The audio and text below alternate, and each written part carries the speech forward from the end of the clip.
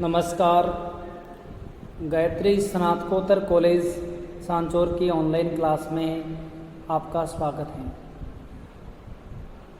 प्रिय विद्यार्थियों, आज हम बीए पार्ट 3 बीए तृतीय वर्ष इतिहास में उग्रवादी विचारधारा के उदय के जो हमने कारण पढ़े थे, उन उदय के कारणों में आगे अपन और हैं वो पढ़ते हैं कि और कौन कौन से कारण थे जिनके कारण से भारत में उदारवाद के बाद उग्रवादी विचारधारा का उदय है वो हुआ था। तो देखिए,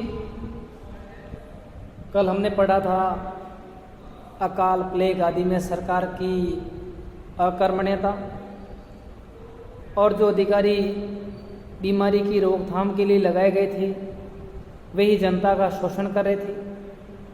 तो इससे भारतीयों के मन में अंग्रेजों के प्रति गुस्से का भाव आया और भारतीय समझने लगे कि अंग्रेज इस प्रकार प्रेम से मानने वाले नहीं। अब हम देखते हैं तो इसी तरह उग्रवादी विचारधारा में सांस्कृतिक नवजागरण का भी महत्वपूर्ण योगदान है वो रहा था। अगर हम सांस्कृतिक नवजागरण की बात करें तो अंग्रेजों ने भारतीयों को यह बताने का प्रयास किया था कि पाश्चात्य सभ्यता एवं संस्कृति भारतीय संस्कृति से श्रेष्ठ है। अंग्रेजों ने भारत में जिस प्रकार की शिक्षा का विकास किया था उसमें भी उनका ध्येय भारत में पाश्चात्य संस्कृति का प्रचार प्रसार करना था। कांग्रेस के उदारवादी नेता भी पाश्चात्य संस्कृति के रंग में डूब गए थे, परंतु 19वीं सदी के अंत और 20वीं सदी के प्रारंभ में भारत के अनेक क्षेत्रों में पुनर्जागरण दिखाई दिया। धार्मिक पुनरुत्थान ने शिक्षित वर्ग में पाश्चात्य शिक्षा, सभ्यता, संस्कृति के विरुद्ध स्वाभाविक प्रतिक्रिया उत्पन्न की और इनमें महत्वपूर्ण योगदान था समाज सुधार आंदोलनों का और उनमें Arya Samaj, Ramakrishna mission, theosophical society आदि धार्मिक सामाजिक संस्थाओं के प्रचार ने जनता का ध्यान अपने प्राचीन गौरव की ओर है वो आकर्षित किया था। स्वामी विवेकानंद ने हिंदू धर्म की महानता सिद्ध कर विश्व भर को आश्चर्यचकित कर दिया था और इन महान नेताओं ने जनता में अपनी समस्याओं को स्वयं हल करने के प्रति आत्मविश्वास जागृत किया। भारतीय जनजीवन में एक नवीन जागृति, एक नई स्फूर्ति उत्पन्न हुई और इसी समय राष्ट्रीय साहित्य का भी विकास है वो हुआ था। जैसे बंकिम चंद्र चट्टोपाध्याय जैसे उपन्यासकार और रविंद्रनाथ ठाकुर जैसे कवियों और द्रष्टाओं द्वारा भारतीय भाषाओं की संपन्नता बढ़ा रहे थे। भारतीय कला, संगीत, प्राचीन साहित्य एवं संस्कृति का पुनरुत्थान हो रहा था और भारतीयों को अपने पूर्वजों की उपलब्धियों पर गर्व महसूस हो रहा था। और इस युग का बंगला साहित्य देशभक्ति की उदात्त भावनाओं से ओतप्रोत था। बंकिम चंद्र चट्टोपाध्याय का आनंद मठ सामूहिक रूप से प्रभावी पुस्तक थी और उसका प्रसिद्ध गीत वंदे मातरम राष्ट्र गीत भी बन गया था। हिंदू धर्म और संस्कृति के इस नवजागरण से अभिभूत श्रीमती एनी बेसेंट ने यहाँ तक कह दिया था कि विश्व में हिंदू धर्म के समान कोई धर्म नहीं। तो इन तमाम चीज़ों के कारण से भारत में एक नई सांस्कृतिक जागृति आई थी और इस सांस्कृतिक जागृति ने अंग्रेज़ों की अधीनता, अंग्रेज़ों के अधीन रहना स्वीकार नहीं किया और इस नवीन जागृति ने भारत में एक नई दिशा प्रदान की थी। अब अगला है आंग्ल भारतीयों का अहंकार युक्त व्यवहार। तो देखिए, भारतवासियों के प्रति अंग्रेज़ों और आंग्ल भारतीयों की अहंकार युक्त एवं बर्बरतापूर्ण व्यवहार ने भी उग्रवाद के उदय में योगदान दिया था। अंग्रेज लोग भारतीयों को निम्न प्रजाति का समझते थे और उन्हें घृणा की दृष्टि से देखते थे। आंग्ल भारतीय समाचार पत्रों में खुले रूप में अंग्रेजों को भारतीयों के साथ दुर्व्यवहार करने के लिए प्रोत्साहन दिया जाता था, क्योंकि उनकी एक ऐसी सोच थी कि भारतीय निम्न हैं, वे पालतू हैं, गुलाम हैं और उन्हें अंग्रेजों की हर आज्ञा का पालन है वो करना चाहिए। ब्रिटिश सैनिक व अधिकारी भारतीयों के साथ अपमानजनक ही नहीं, निर्दयतापूर्वक व्यवहार करते थे। कोई दया भाव है वो नहीं रखते थे। सरकार उन लोगों के विरुद्ध कोई कार्रवाई नहीं करती थी जो भारतीयों को इस तरह से नस्ली आधार पर परेशान है वो करते थे। फिर हैं ब्रिटिश सैनिकों को उच्च पद, भारतीय सैनिकों को निम्न पद, इससे भी अंग्रेजों के प्रति नफरत बढ़ रही थी। किसी भारतीय की हत्या कर देने पर भी अंग्रेजों को नाम मात्र की सजा दी जाती थी और लॉर्ड कर्जन की नीतियों ने जाति भेद की नीति को काफ़ी प्रोत्साहित किया था। लॉर्ड कर्जन की मान्यता थी कि पश्चिमी लोगों में सभ्यता और पूर्वी लोगों में मक्कारी पाई जाती है। इस तरह की उनमें जो वर्गीय भेद, नस्लीय भेद, ऊंच नीच के भेदभाव, अंग्रेज़ों का भारतीयों के प्रति निर्दयतापूर्वक व्यवहार के कारण भारतीय उनसे नाराज हो रहे थे और वे अब उदारवाद की जगह उग्रवादी विचारधारा की ओर हैं वो बढ़ रहे थे। इसके अलावा अगर अपन आगे देखें तो हम देख सकते हैं कि लॉर्ड कर्जन की दमनकारी नीति, क्योंकि जो लॉर्ड कर्जन था ये किसी भी हालत में भारतीयों के पक्ष में नहीं था। यह भारत और भारतीयों दोनों से घृणा करता था और इसने भारतीय जनता की हालत सुधारने के सुधार कार्यों के बहाने बहुत से परिवर्तन करने का ऐलान तक है वो कर दिया था। भारतीय जनता में ब्रिटिश शासन के प्रति घृणा का भाव पैदा करने का कार्य है वो लॉर्ड कर्जन की दमनकारी नीति ने है वो किया था। इसने कई ऐसे कानून बनाए जो भारतीयों को मान्य नहीं थे। लॉर्ड एलिंगन के समय भयंकर अकाल पड़ा, किंतु उसने जनता को राहत देने पर कोई ध्यान नहीं दिया। जनता पर ध्यान न देकर उल्टा अपने शान शौकत के लिए खर्च करना शुरू कर दिया, जिसमें दिल्ली में एक शानदार दरबार का आयोजित कर लाखों रुपए खर्च किए, लेकिन अकाल पीड़ित जनता पर 1 रुपया भी खर्च है वो नहीं किया था। भारत से स्वदेश लौटते समय एलिंगन ने गर्व से कहा था कि हिंदुस्तान तलवार के जोर पर जीता गया था और तलवार के जोर से ही उसे अपने अधीन बनाए रखेंगे। तो ऐसे विचार जब भारतीय सुनते तो उनके मन में अंग्रेज़ों के प्रति घृणा के भाव आते और वे अंग्रेज़ों को भारत से बाहर भगाने का प्रयत्न है वो करते थे। तो इस तरह जब चापेकर बंधुओं को, नाटू बंधुओं को प्राणदंड व देश से निष्कासन दिया गया तो भारतीयों को अत्यधिक बुरा लगा और उन्होंने उग्रवाद की विचारधारा अपनाने शुरू हुए वो कर दी। इसके बाद हम देखते हैं अंतर्राष्ट्रीय कुछ ऐसे कानून थे, उसका भी प्रभाव पड़ा था, क्योंकि अंतर्राष्ट्रीय कानूनों में भी ऐसी कई जो घटनाएं थी जिससे भारतीयों के मन में एक बहुत बड़ा दहशत फैल रहा था। उनमें हम देख सकते हैं कि दक्षिण अफ्रीका में भारतीयों के साथ दुर्व्यवहार होना, ये अंतर्राष्ट्रीय घटना है, लेकिन इस अंतर्राष्ट्रीय घटनाओं ने भी भारतीयों के दिल दिमाग को झकझोर दिया था और वे एक ही मानने लगे थे कि अंग्रेजी शासन से हमें है वो मुक्त होना पड़ेगा।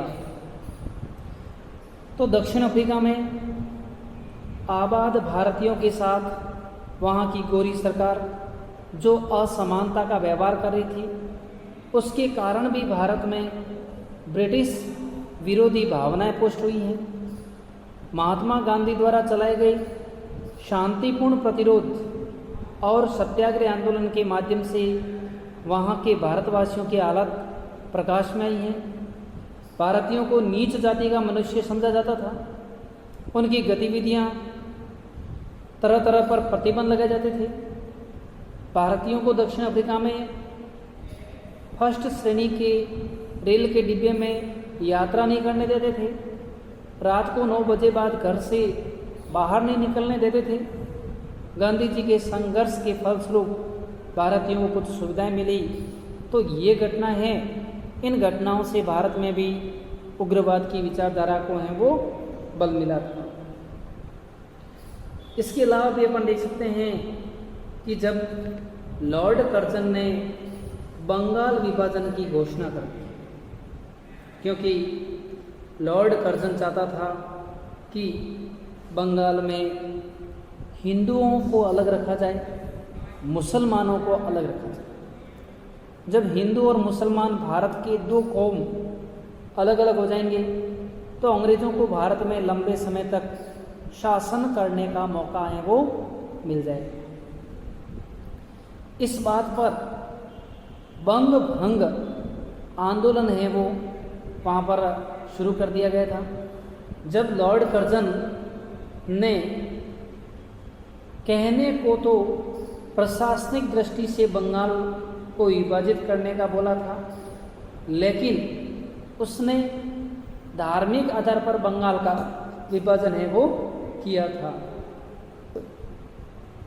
18 जुलाई 1905 को लॉर्ड कर्जन ने बंगाल के विभाजन की घोषणा की और इससे पूर्वी बंगाल और आसाम के नए प्रदेश का निर्माण किया गया और इसके लिए पृथक लेफ्टिनेंट गवर्नर नियुक्त किया गया और इस नए प्रदेश की राजधानी वो क्या रखी गई थी, ढाका। और शेष हिस्सा बिहार, उड़ीसा, पश्चिम बंगाल, बंगाल में ही बना रहा और उसकी राजधानी है वो कलकत्ता रखी गई थी। बंगाल को विभाजित करने का असली कारण राष्ट्रीय आंदोलन को कमजोर करना था, लेकिन समूचे देश ने इस चुनौती को स्वीकार किया और भारत के विभाजन राष्ट्रव्यापी आंदोलन के खिलाफ लोग एकजुट खड़े हो गए और लोगों ने इसके खिलाफ जनसभाएं करनी शुरू कर दी, विदेशी वस्तुओं का बहिष्कार शुरू कर दिया और इस जन विरोध के बावजूद भी कर्जन ने बंगाल विभाजन की घोषणा 16 अक्टूबर 1905 को क्रियान्वित कर दी। इतना विरोध होने के बावजूद भी लॉर्ड कर्जन ने भारतीयों की एक न सुनी और बंगाल विभाजन है वो कर दिया। भारतीय जनमानस ने भी ठान ली थी, वो भी उग्रवाद विचारधाराओं पर तुल गए थे और जिस दिन बंगाल का विभाजन हुआ था 16 अक्टूबर को 1905 को, बंगाली जनता ने 16 अक्टूबर को पूरे बंगाल में शोक दिवस मनाना शुरू कर दिया था और पूरे बंगाल में हड़तालें हुई, जनसभाएं हुई और जनसभाओं में घोषणा हुई कि सरकार ने बंगाली जाति के सर्वव्यापी विरोध के बावजूद बंगाल का बंटवारा करना उचित समझा है। हम प्रतिज्ञा करते हैं और घोषणा करते हैं कि हम एक जाति की हैसियत से अपने प्रांत के बंटवारे से पैदा हुए बुरे प्रभावों को दूर करने और अपनी जाति की एकता बनाए रखने के लिए अपनी शक्ति भर सब कुछ है वो करेंगे। ये भारतीयों के भाव थे। इससे स्पष्ट होता है कि भारतीय किसी भी कीमत पर इसे खोने देना चाहते नहीं। बंगाल के विभाजन के दौरान हिंदू मुसलमानों ने आपस में एकता प्रतीक स्वरूप एक दूसरे की कलाइयों पर लाल धागे बांधे। इस दिन हड़ताल की गई, उपवास रखे गए। इसके अलावा फेडरेशन हॉल का शिलान्यास किया और जिसमें सभी जिलों की मूर्तियों को रखा गया और पृथक किए गए जिलों की मूर्तियों को पुनः एकता होने तक ढक के रखा जाना था। बुनकर उद्योग की सहायता के उद्देश्य से सुरेंद्र नाथ बनर्जी द्वारा एक राष्ट्रीय नीति की स्थापना की गई। सार्वजनिक सभाओं का आयोजन किया गया, विदेशी माल का बहिष्कार किया गया और स्वदेशी वस्तुओं के प्रयोग के लिए व्यापक अभियान है वो शुरू किया गया था। सुरेंद्र नाथ बनर्जी और विपिन चंद्र पाल ने समूचे बंगाल का दौरा किया तथा जनता से बंग भंग विरोधी अभियान को सफल बनाने की अपील की थी। भारतीय राष्ट्रीय कांग्रेस, जिसमें उदारवादियों का वर्चस्व था, इन्होंने भी बंगाल विभाजन की कटु आलोचना की। नवयुवकों, विद्यार्थियों ने इसमें भाग लिया और इसी दौरान बंकिम चंद्र चटर्जी के आनंद मठ उपन्यास का प्रसिद्ध गीत वंदे मातरम के नारे और वंदे मातरम का गान पूरे बंगाल में गूंजा था। प्रातःकाल से ही शहर की सड़कें वंदे मातरम के गाने से गूंज उठी। समूह के समूह नदी के किनारे एकत्रित हो रहे थे और प्रत्येक व्यक्ति दूसरे की कलाई पर राखी बांधकर आपसी भाईचारा सौहार्द का रूप दे रहा था। गान मंडलियों ने वीरता भरे गीत गा गाकर जनता में देशभक्ति की भावना जागृत की। उसके पश्चात विदेशी माल के बहिष्कार का आंदोलन आरंभ हुआ। प्रांत के कोने कोने से तथा प्रांत के बाहर सभाएं हुई। सरकारी दमन ने आंदोलन को और शक्तिशाली बना दिया।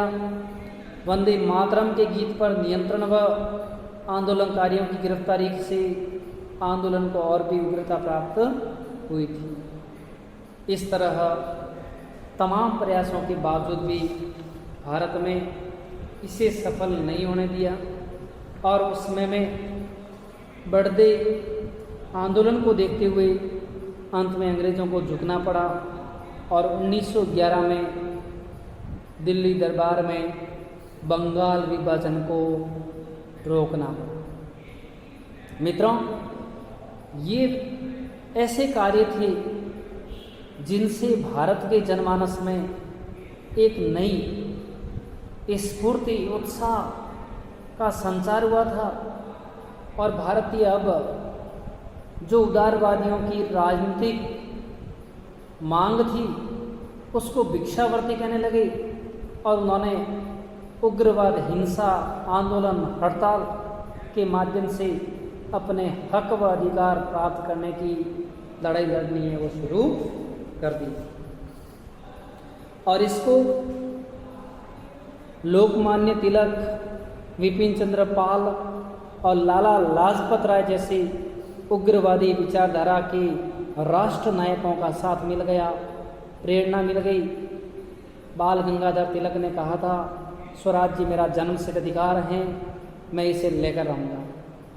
तिलक का साथ लाला लाजपत राय, विपिन चंद्र पाल, अरविंद घोष आदि नेताओं ने भी दिया और इन सभी ने मिलकर उदारवादियों के राष्ट्रीय आंदोलन को, जो केवल शिक्षित वर्ग तक सीमित था, जन आंदोलन में परिणत कर दिया था। उनके नेतृत्व में भारतीयों में अभूतपूर्व जोश और साहस उत्पन्न हुआ और भारत में उग्रवादी विचारधारा का है वो उदय हुआ। अब उग्रवादी विचारधारा युवाओं में खासकर प्रचारित हो रही थी, इसका प्रचलन बढ़ रहा था। अधिकतर उग्रवादी विचारधारा से जुड़ रहे थे और उग्रवादी विचारधारा वाले उदारवादियों की प्रवृत्ति को भिक्षावृत्ति, भीख के कटोरा मांगने की प्रवृत्ति है वो मानने लगे थे। तो कुल मिलाकर उग्रवादी विचारधारा अंग्रेजों की नीतियों के परिणाम स्वरूप ही भारत में उत्पन्न हुई थी। धन्यवाद।